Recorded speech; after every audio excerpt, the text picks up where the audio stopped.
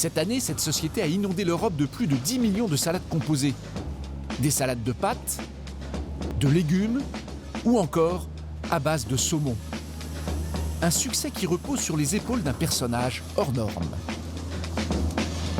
Il s'appelle Lionel Van Lommel, un jeune Flamand de 35 ans. Sa société affiche une croissance insolente de 40% et génère un chiffre d'affaires de 20 millions d'euros.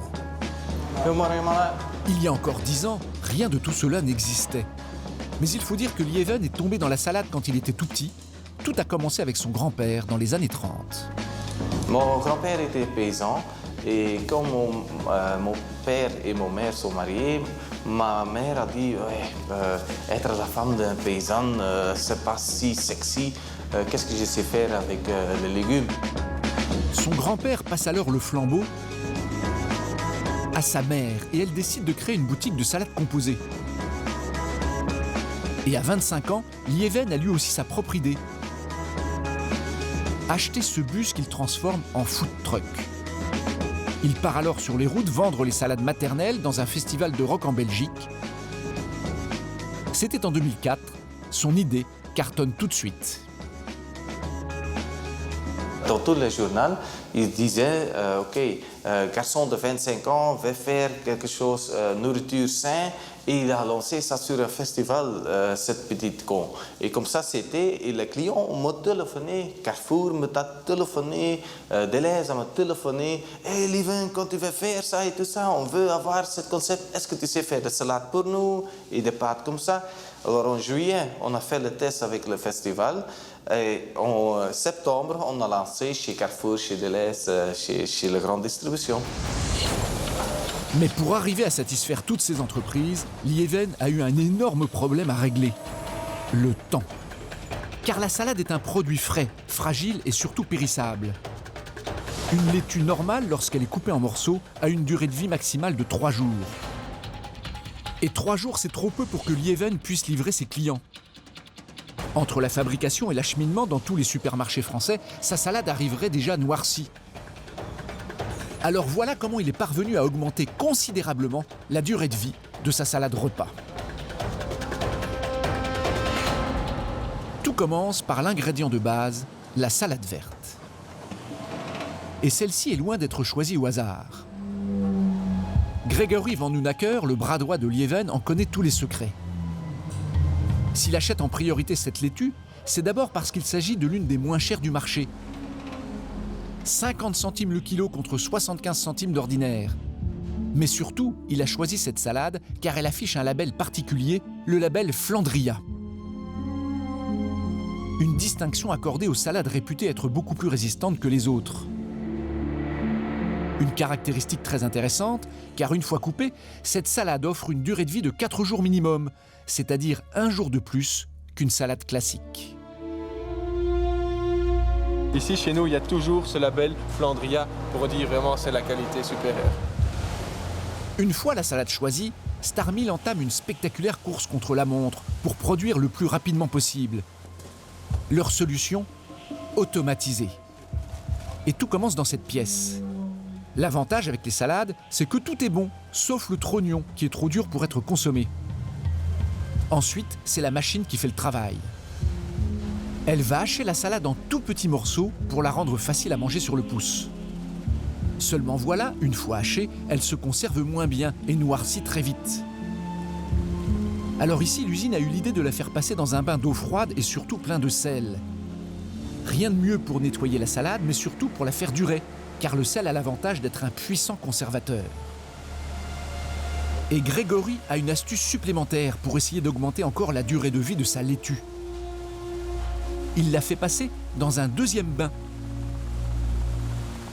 Dans cette eau qui contient de l'acide citrique. Cet additif permet de cicatriser la salade coupée et d'éviter ainsi que les feuilles ne noircissent. Une base d'acide citrique et d'un acide de pomme, donc un produit naturel dans ce bain-ci, pour en fait faire en sorte que la salade où elle a juste été coupée, elle se referme pour avoir une qualité vraiment constante pendant 6 jours après production. Tout ce procédé n'a qu'un seul but, augmenter la DLC, la date limite de consommation de la salade. Et cela fonctionne. Cette laitue, qui n'était pas destinée à vivre très longtemps, voit ainsi en 30 secondes sa DLC augmenter de 2 jours, passant de 4 à 6 jours de vie. Tout ce process-là nous fait qu'on arrive facilement à 6 jours de DLC. Mais déjà, au lieu de 4 jours. La durée de vie de la salade, c'est ce qu'il y a de plus important. Car en tant que tel, ce produit ne vaut pas grand-chose. Grégory l'achète 50 centimes le kilo, contre 1 euro pour le concombre ou les carottes. C'est le légume le moins cher du marché de l'agroalimentaire. Voilà pourquoi, au moment de l'essorer, l'employé n'est pas à quelques grammes près. À ce prix-là, des morceaux de salade s'envolent dans tous les sens. Mais la conservation de la salade est loin d'être le seul problème de Grégory.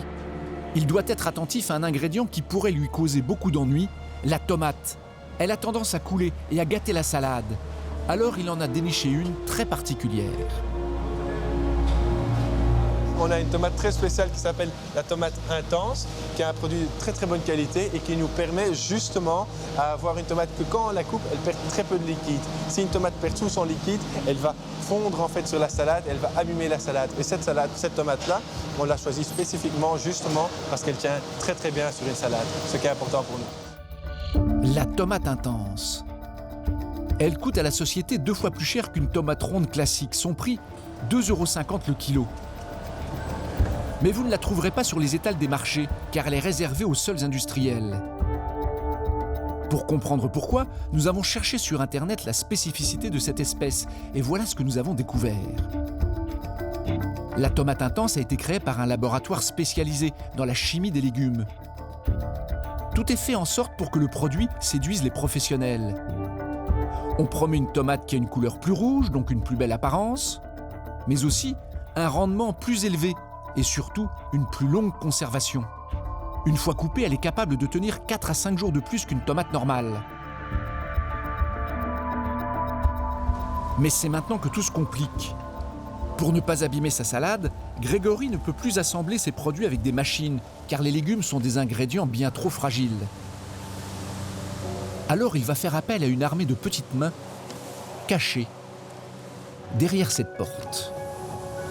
Dans cette grande chambre froide, une dizaine d'employés passent leur temps à assembler les salades. Un processus plutôt rudimentaire qui repose sur une immense baignoire, dans laquelle ils versent manuellement les principaux ingrédients. Ici par exemple, des carottes, du radis, du céleri, de l'œuf et même de la sauce au yaourt. Tous ces produits vont être brassés à la main. Cette préparation va servir de base à la salade composée.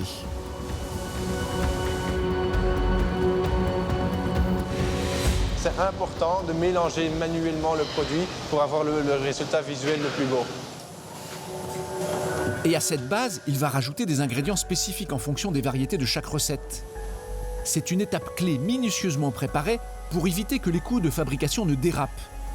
Par exemple, cette salade au saumon affichée à 6 € chez Monoprix ne coûte en réalité à l'industriel qu'1,20 € en ingrédients. Et pour arriver à cette performance, l'usine a dû recourir à plusieurs astuces. La première, c'est d'occuper les 2/3 du bol avec l'ingrédient qui coûte le moins cher, la salade verte. Les employés ne comptent pas, ils en prennent une pleine poignée. Coût pour l'industriel, 5 centimes maximum. Mais pour les autres ingrédients, en revanche, les employés font beaucoup plus attention, parce qu'ils coûtent beaucoup plus cher. Alors tout est méticuleusement pesé. À commencer par la préparation à base de légumes, qui occupe 20% du bol, valeur 40 centimes. Mais là où l'industriel réalise le plus d'économies, c'est sur un ingrédient a priori anodin, contenu dans ce petit pot, la sauce. Impossible de la mélanger directement à la salade, elle réduirait considérablement sa durée de vie. Alors non seulement les employés la mettent à part, mais surtout l'usine la fabrique elle-même. Car c'est une sauce un peu spéciale, une sauce au yaourt. C'est selon Grégory un moyen de se démarquer en mettant en avant un argument important, l'argument minceur. Cette sauce, elle existe, c'est une recette qu'on a depuis toujours chez Starmeal, qui justement est une sauce qui est un remplaçant de mayonnaise par exemple, et qui est nettement plus saine que utiliser de la mayonnaise. Mais c'est surtout un moyen de faire une sauce beaucoup moins chère. Dans la recette traditionnelle de la sauce au yaourt, on trouve du yaourt 0%, du citron, de la moutarde, du sel et du poivre, du persil, et c'est tout. Mais ici, voilà ce qui fait toute la différence. On met certes du yaourt, coupé avec de l'huile, mais surtout avec de l'eau. Un ingrédient qui n'existe pas dans la recette originale. Or, il a l'énorme avantage d'être beaucoup moins cher que le yaourt. Résultat, la fabrication de la sauce coûte 60 centimes le litre au lieu d'1,10 € pour une mayonnaise traditionnelle. Et comme l'usine en produit quotidiennement 750 litres, l'entreprise économise ainsi près de 400 € par jour.